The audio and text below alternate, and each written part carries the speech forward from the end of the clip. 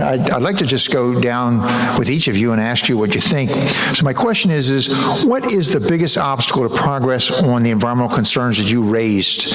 And let's start at this end, if that's okay. Paul, what's the biggest obstacle to progress on the environmental concerns that you raised, I guess specifically water nutrients, nutrients in the water? Well, with nutrients, the problem that I pointed out is that we've invested most of our money so far with dealing with the relatively small number of point sources, and now the problem expands as we try to deal with non-point sources, because now there are many people to deal with. So the agricultural community, people living in urban environments, and so educating people about best management practices, and then also making sure that there's incentives at the state level in terms of providing funding to implement these practices, I would say, are the two challenges. We'll talk about funding a little bit later, okay? Great. Emily? I think about it, there's two things that come to my mind when it comes to energy generation and production. It's a systematic challenge. We have grown up in a system where coal and oil is king. Like, this is how we fuel everything. Natural gas is the new way to fuel everything. We need that to change quicker. So we need more solar, we need more wind, we need Elon Musk to get smarter on batteries, and those batteries need to be storing renewable energy all over the world. And so we need that systematic change to happen quicker, which for me is kind of challenge number two. It's the political change. So it's people in positions of power who make the right decision in order to move this change forward. And I think the only way that happens is when people's voices are more powerful than petroleum voices. So we've got our work cut out for us. We'll talk a little bit about that as well a little bit later here too. Noah, what's the biggest challenge facing some of the environmental issues you discussed? Well, I'm going to be really blunt here. The Republican Party is one of the biggest challenges.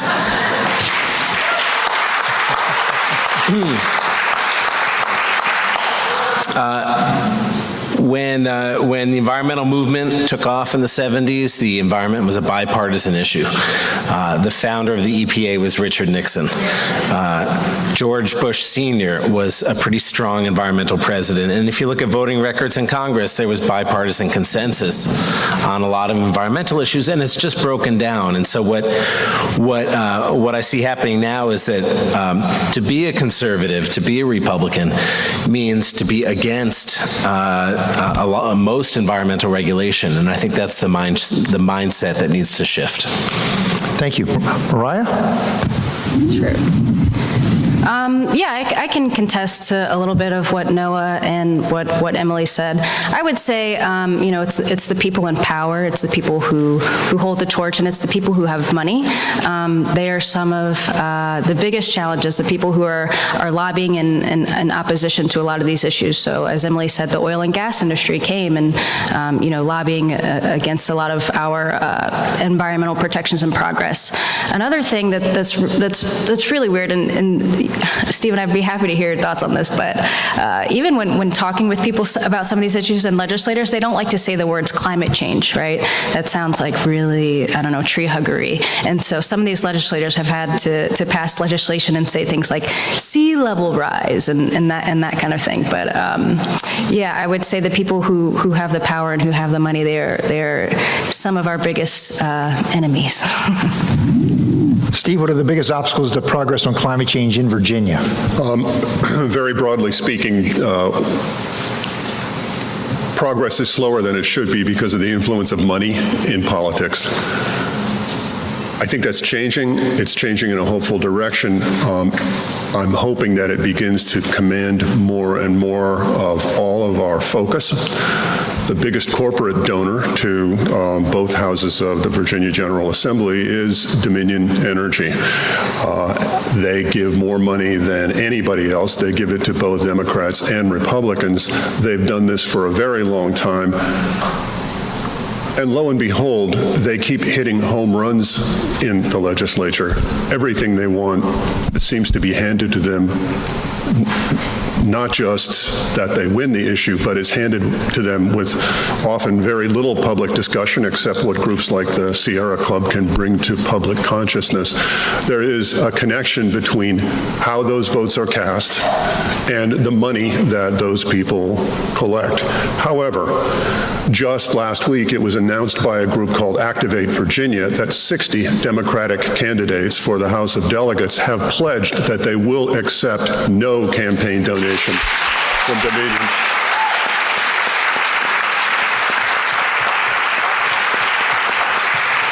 We're going to go ahead and take some questions from the audience now. Sure, be fine. Hi, my name is Dawn Adams, and actually I'm one of those candidates who pledged not to accept any Dominion money.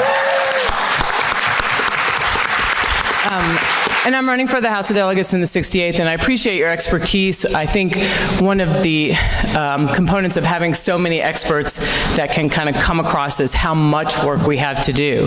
And having worked with the General Assembly for several years in my current position, over and over again, a barrier there is the fiscal impact, right? So everything has dollars associated and appropriations, and that is usually a reason for them to table bills.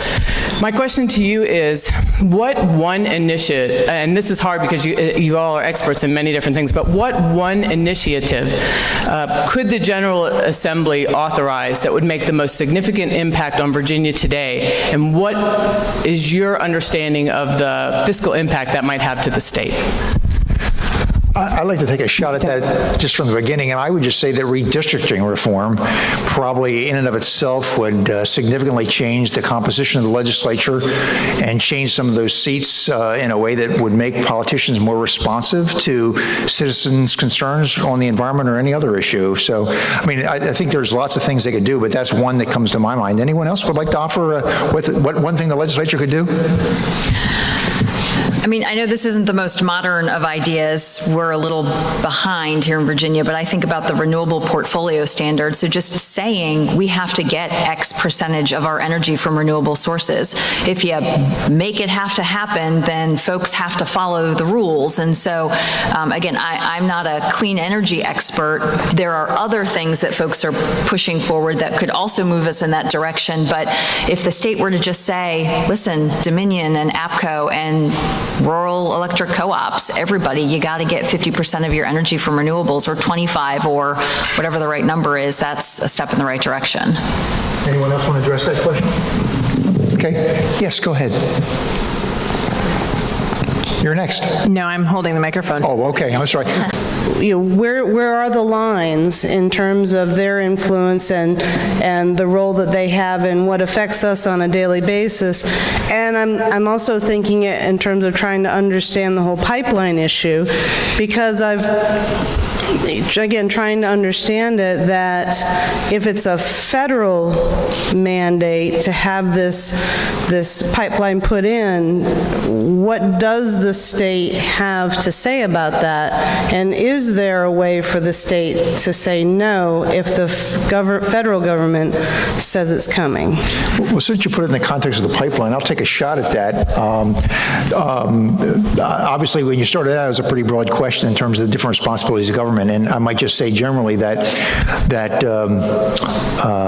typically in a state like Virginia, the federal government actually establishes the stronger standards, and the state is then obligated to enforce them. We have a delegation of authority with regard to water laws and clean air laws. There are some states, California, for example, that actually adopt stricter standards. Vermont, Massachusetts, states that actually adopt stricter standards. In Virginia, we get kind of dragged along, and that's not uncommon. Probably most states accept the federal standard says minimum. With respect to the pipeline specifically, whenever you've got a complex project, it involves a lot of approvals, and this is a part of that bureaucracy that Trump projects he wants to eliminate. But as he learned, these issues are complicated, and so because they're complicated, there are a number of reviews involved. With regard to the pipeline specifically, I'm not sure just how many permits they need, but the principal permit they need is a permit from the Federal Energy Regulatory Commission called FERC, okay? And that commission has been a rubber stamp for, I don't know if they ever denied a project. I think there's one that they denied, and I'm not sure why that was. When you think about this pipeline, there's 4 pipelines proposed in Virginia. 2 of them are moving along rather quickly right now. And one might ask the question, why don't we look at all 4 of those pipelines or those 2 pipelines and determine whether or not we need all 4 of those pipelines, and is there some way we can consolidate those? The FERC has refused to do that. They have a laissez-faire approach with regard to pipelines. It's like, we'll approve all 4, and you guys can sort out, which one goes forward through the economy. That's pretty destructive sometimes, because you don't build 3 or 4 different transmission lines, you build one to serve folks. So when it comes to pipelines, you really should be assessing the need and making a judgment on that. So FERC has to approve the pipeline. Then in addition to that, the state has a variety of authorities. The local governments have some authority with regard to pumping, with regard to the compressor stations, with regard to zoning. When it comes to the state of Virginia, one of the principal permits that they have authority over is a water permit called a 401 permit. And I don't know all the details of a 401 permit, but specifically we're talking about the impacts of a pipeline in terms of sediment and erosion control. In New York State, the governor of New York has used the 401 permit process to actually stop pipelines that have been approved by FERC. The debate in Virginia, because some of our elected officials, including the governor, has basically, the governor McAuliffe has said, that's a federal issue, I don't really have any influence over that. Just a couple weeks ago, there was some change in that perspective on the governor, because he did announce with the Department of Environmental Quality that they would require individual permits, because this is a long project, several hundred miles. It's going to cross numerous streams, going to cross numerous mountains. Some of you may have seen some discussion about whether it actually amounts to mountaintop removal in terms of some of the mountain ridges that would have to be removed. And so with those impacts, the state actually has authority as well. And as I said before, they're going to look at these permits individually in terms of the impacts they'll have on individual streams and erosion issues associated with particular areas of wetlands. And that will be an opportunity for people to make sure that if the pipeline's approved by FERC, that at least when it gets built, the impacts will be minimized. It's certainly possible, and opponents of the pipeline have argued, that you can't build this pipeline in an environmentally responsible way through these steep slopes, wetlands, and rivers, and as a result of that, there is significant discussion that the governor could actually stop the pipeline. I hope that answered your question. Yeah, thank you. We've got another question here. Sure. The people you're speaking to, what is a simple, practical way that we can help inform and move the people who are being exposed to this doubt that climate change is a real thing? What can we do to help bring them forward so that they become believers and will support us in moving politicians to change their platform? I'm going to ask Steve to address that first, and then other people can chime in, since he's the journalist and responsible for letting us know how everything works.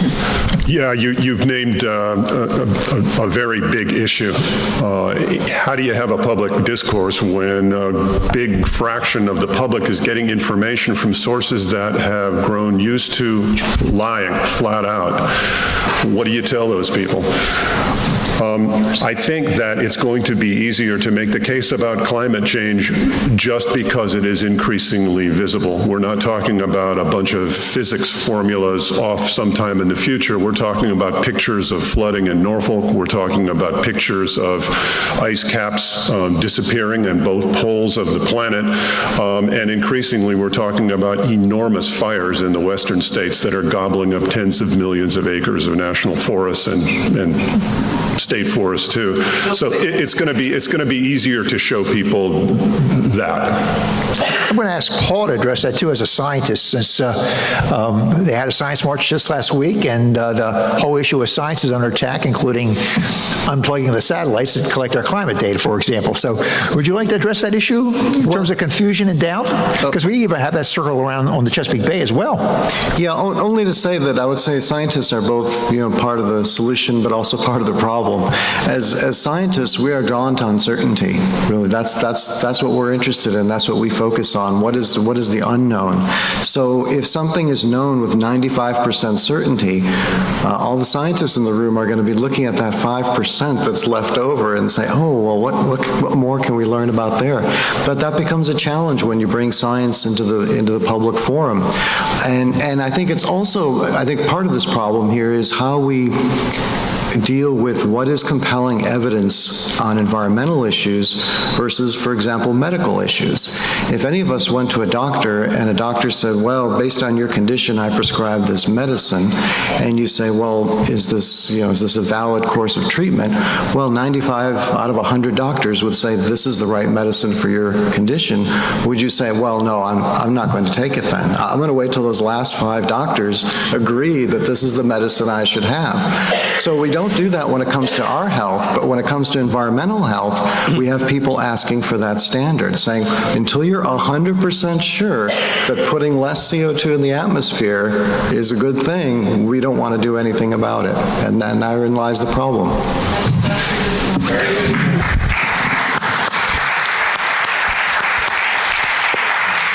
And then I think about this in a couple different ways. First, I don't think enough of us, the people who are already kind of bought into these challenges. I don't think we're doing enough. And I don't necessarily mean each and every one of us in this room, but I have friends who consider themselves environmentalists, but have they ever called a congressperson? Probably not. So I think, first of all, we need to get for lack of a better term, the low-hanging fruit to act on these issues. And I think that will help the decision makers do the right thing. And the second thing that I've heard about recently is, there's been more polling, there's been focus groups. There are groups who focus on how do we talk about climate change to the non-Democrats, to the non-environmentalists, to regular people. And their advice is to not talk about beliefs. So you can't change someone's beliefs and the ingrained, just the things that they already think. And you need to find that common ground and go from there. So instead of trying to hammer away that climate change is human produced, let's just talk about rising seas and what it's doing in Norfolk, and let's talk from there about how do we adapt, and then we can get to a mitigation conversation. But there are folks who spend their full-time jobs on this topic who would have more information, but it's a big issue.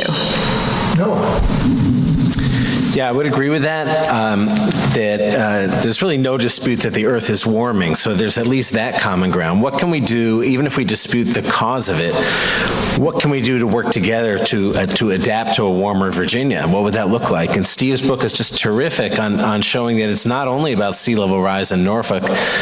Steve identifies a dozen other issues that the Virginians are going to have to confront, including things like forestry and agriculture. And the other question I would pose to people who really don't believe this is an important issue is to say, look, if you don't think that burning of fossil fuels is warming the planet, then what is?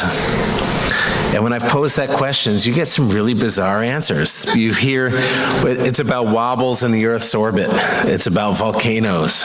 It's about the sun has suddenly become stronger. And all of those have been ruled out by scientists.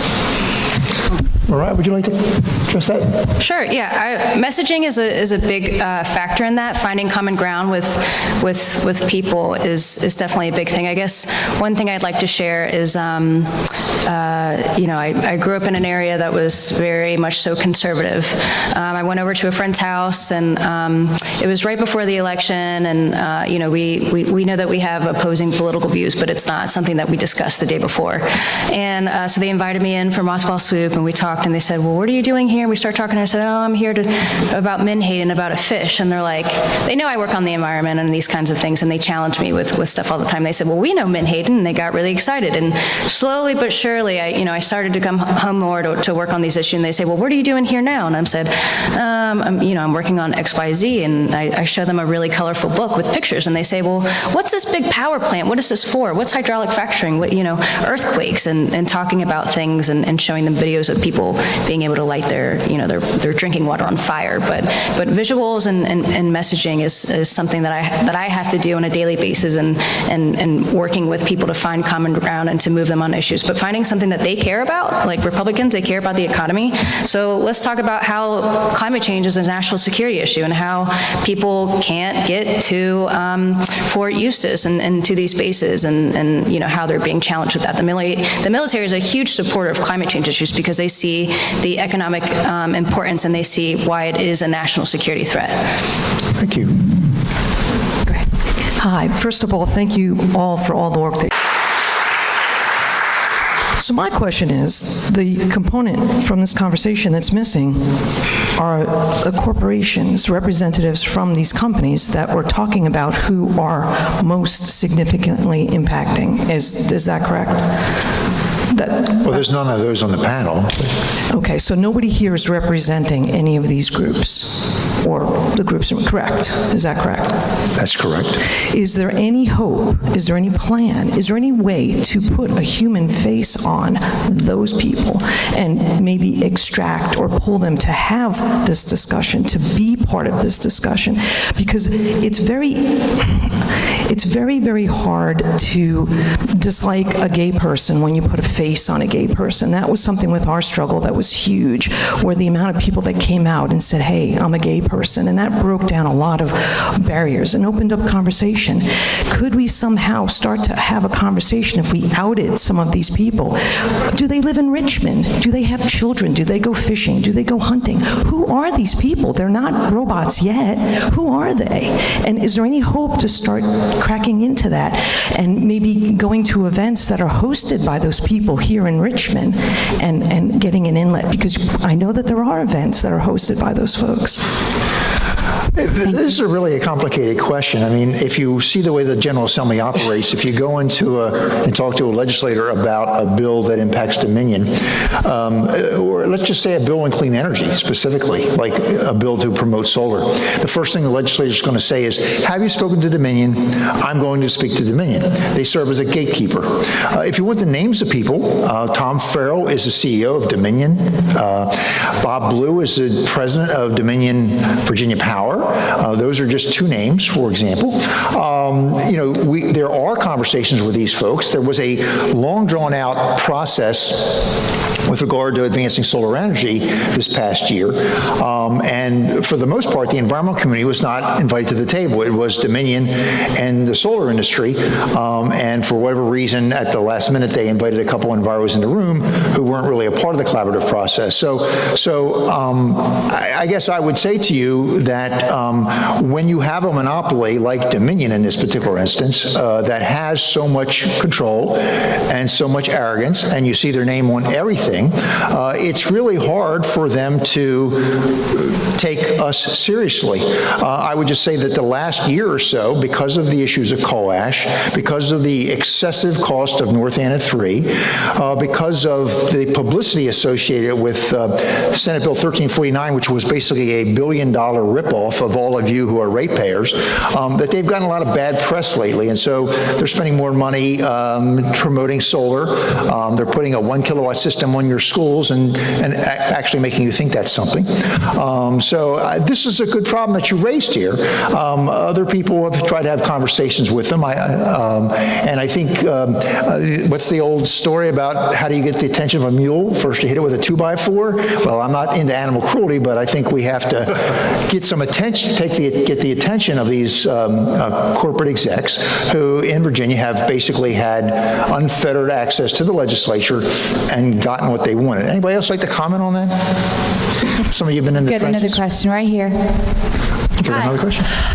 So I was wondering, other than contacting the state legislators and representatives, what else can I do? Well, since it's a pipeline question, I'll just say, get involved with these different groups, okay? You've got a number of different organizations that are dedicated to fighting the pipeline, and there's information out there. The Sierra Club is one, Appalachian Voices is another. VCN has got a number of members that are fighting the pipeline. There's just any number of people. If you live in Nelson County, for example, I know most folks here aren't in Nelson County, you've got the Friends of Nelson County. So get involved. That will put you on the listservs. Google is an incredible tool. You can find what's going on by using Google. I just say that as an individual, it's letting politicians know. I think talking to, showing up at the campaign events for Tom Perriello, for Ralph Northam, for the Republicans like Gillespie, and letting them know that you are opposed to the pipeline and that you want them to stop it, gets their attention. The question earlier about climate change, we suffer from a malady called climate silence, okay? Most of us know the issue is controversial, and so we are inclined not to talk about it with our uncle, who's got the Tea Party tags on his car. He's probably not a good one to talk about it, but there's a lot of people who are in the middle who are not that well informed on these issues, and we need to talk about the pipeline, we need to talk about climate change, sea level rise. There was just a poll done, and VCN was, I guess you guys had a program on that. Would you like to share some of the results of that? Because, I mean, the lack of knowledge of the average citizen on issues was pretty significant. I actually wasn't the person to put the webinar together, so I wasn't able to see a lot of the results. But just to kind of touch, and not take away from the webinar, but just to kind of touch on some things that you can do before leaving today, I would say find an issue that you care about, whether it's the Bay, whether it's the pipeline, whether it's coal ash, and getting in touch, how Glenn said, with an organization. I'm happy if you have a question to put you involved or point you to the right person with that information, but I would say get in touch with an organization, volunteer. I would also say to sign a petition. Those actually do go a really long way. There's lots of petitions that are out on the table today that you can do besides calling your legislator. You can call your legislator, you can attend a lobby visit, you can, there are local districts everywhere. I very much so frequently lobby on the Hill and two members, but there are districts everywhere. There's a lot you can do. I would say encourage the people around you to vote. Every single election matters, right? So I remember when I filled out my ballot for this year's November election, I think 7 of the 8 people that I voted for won. And these are people who are on the school board, who are at the bottom of the ticket. But investing in those types of people, investing in Congressman McEachin, when he started off, he was a Joe Schmo. He went to school, and then eventually he got very much so involved, but always continuing to invest in the bottom of the ticket and continue to spread the word. But definitely sign a petition is something that you can do before you leave here today. And I would just add to that to join the Virginia Conservation Network. That is the umbrella group for environmental groups in Virginia. It's where Mariah works, and I'm on the board of that group. So VCN.org. And one of the things that VCN does is it organizes a lobby day every January that will train you and give you information on how to approach your legislators. Thank you. We have one more question. Hi, my question is on the DEQ. I'm perplexed by it. Admittedly, I haven't done my due diligence research on them, but as a casual observer, I figured they were probably an executive agency, and one would see more action protecting the environment under a Democratic governor than under a Republican governor. I don't seem to see much difference there. There's articles in the newspaper. There was one this just a couple days ago on the Shenandoah River, where there was the innkeeper group up there talked about the fecal matter, and then the Farm Bureau, there was a comment by them, and they said, well, we're doing more than we really need to do. And then there was an article, I don't know, a few months ago about the James River river keepers were finding more toxins in the river than the DEQ was. So often these innkeepers, these groups that are more focused on these local streams and areas, seem to have more information about toxins being present than the DEQ. What's going on here? And also on coal ash, occasionally in the news we see where we're importing coal ash for manufacture of concrete and cement. I would think that would be a pretty arduous task, separating the coal ash. Not one could just go in and shovel it and convert it to, there has to be a refining process. But could you enlighten us on that, please? Well, let's take the DEQ question first. Who would like to tackle that? Go for it. Sure. Well, just to sort of clarify, DEQ's role is twofold. They undertake monitoring, so they're in charge of assessing water quality conditions statewide. And that's a significant challenge when you think of how many thousands of stream miles Virginia has, plus major rivers like the James and estuaries. So they have a limited monitoring budget, and that's often going to be true that if someone has a particular local interest and they have some financial resources to pursue monitoring and sample analysis, that they can develop a database that's equal to or even better than DEQ's on a local level. Again, the DEQ's mandate is at the state level to assess what is the overall health of Virginia streams, and often they have very limited ability to say, well, what is the health of that particular stream? Well, we haven't sampled there, so we don't know. So that's a challenge. And then, of course, there are other aspect of the DEQ is a regulatory aspect. So they're in charge of protecting water quality, not only assessing it, but also protecting it. And how do you do that? Well, they set standards. They set water quality standards. How low can dissolved oxygen be? How much arsenic can you have in water? How much hexavalent chromium can you have in water? They set these standards. These standards are then have to be approved by the Virginia Water Control Board. So they're approved at the state level, and then they have to be approved by EPA at the federal level. So there is, to some extent, a system of checks and balances. The challenge there is that with these water quality criteria, so that represents a number. It's usually a number, well, we don't want to exceed this. So for example, if we consider an issue like coal ash and the treatment of coal ash pond water, the DEQ issued a permit that covers that.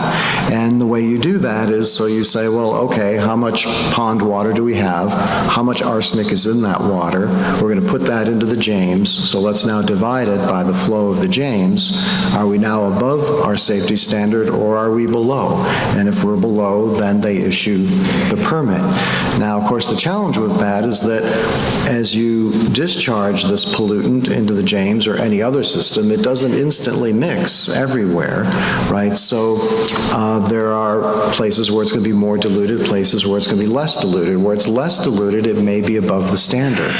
So that brings into the second part of the problem is that how do you assess the standard? So we have standard approaches to doing this. For example, if we think about speed limits, right? So we set a number, it's 65. How do we assess that number?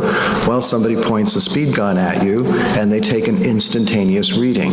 So if for 1 second you're above 65, you are speeding. So you are liable to get a ticket for that, right?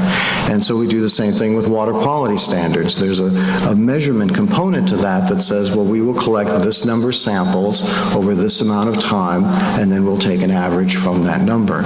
So it's not straightforward. These are complicated issues in how we do those assessments, but that's really where the complexity comes in. What do we consider a safe level? Do we all agree that that's a safe level? And how do we then assess that safe level? And that's ultimately what DEQ has responsibility for. We're really at time now. Okay. I'm curious why Roxanne Robbins was interested in fracking. How do I find out? You have to ask her. She won't tell me. Then I can't answer for her. She didn't take hardly any money from the petroleum industry, because I looked to see. She didn't. So you have to ask her. It's a damn good question. We don't know. We're really at time now, and I don't really want to keep you longer than the 5 o'clock